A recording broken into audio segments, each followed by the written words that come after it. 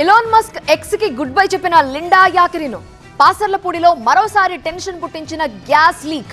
ప్లాట్ల కేటాయింపుపై రైతులకి నారాయణ భరోసా. రోడ్డు కోసం ఎన్నికల బహిష్కరణకు సిద్ధమైన గ్రామస్తులు. ఇలాంటి మరిన్ని ఇంట్రెస్టింగ్ వార్తలు 30 సెకండ్స్ లో చూద్దాం. సోషల్ మీడియా దిగ్గజం ఎక్స్ సీఈఓ లిండా యాకరినో రాజీనామా చేశారు. తన రాజీనామాను ఎక్స్ వేదికగా ప్రకటించారు లిండా. ట్విట్టర్ ఎక్స్ గా మారాక తొలి సీఈఓగా బాధ్యతలు చేపట్టారు లిండా యాకరినో. 2023 మే నుంచి 2 ఏళ్ల పాటు పనిచేశారు. ఎక్స్ కి రాజీనామా ప్రకటించిన లిండా యాకరినో 2 ఏళ్ల ప్రయాణం అద్భుతంగా సాగిందన్నారు. తనపై విశ్వాసం ఉంచి సీఈఓగా అవకాశం ఇచ్చిన ఎలాన్ మస్క్ కి కృతజ్ఞతలు తెలిపారామె. భావ ప్రకటన స్వేచ్ఛను కాపాడడం, సంస్థను మరింత ఉన్నతంగా తీర్చిదిద్దడంతో పాటు ఎక్స్ ని ఎవ్రీథింగ్ యాప్ గా మార్చే బాధ్యతలను తనకిచ్చినందుకు థ్యాంక్స్ తెలిపారు లిండా.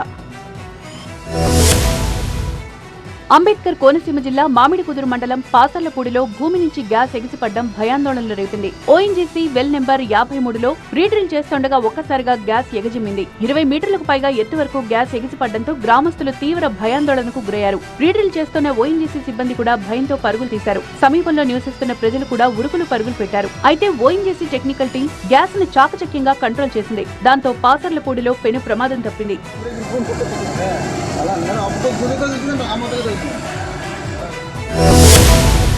రాజధాని అమరావతి కోసం 2వ విడత భూ సమీకరణ ప్రక్రియ శరవేగంగా సాగుతోంది. ఆయా గ్రామాల్లో పర్యటిస్తోన్న మంత్రులు, ఎమ్మెల్యేలు రైతులతో సమావేశమై చర్చిస్తున్నారు. పెనుమాక గ్రామంలో పర్యటించిన మంత్రి నారాయణ భూములిచ్చిన రైతులతో ముఖాముఖిగా మాట్లాడారు. సిఆర్డీఏ కమిషనర్ కన్నబాబు స్థానిక అధికారులతో కలిసి చర్చించారు. భూ సమీకరణ కింద భూములిచ్చిన రైతులకు ప్లాట్ల కేటాయింపుపై భరోసా ఇచ్చారు. పెనుమాక ఎల్పీఎస్ లేఅవుట్ ఆధారంగా రెసిడెన్షియల్, కమర్షియల్ ప్లాట్ల కేటాయింపుపై పలు విజ్ఞప్తులను మంత్రి నారాయణ ముందుంచారు రైతులు. దాంతో భూములిచ్చిన రైతులకు ప్రభుత్వం ఎప్పుడూ అండగా ఉంటుందన్నారు నారాయణ.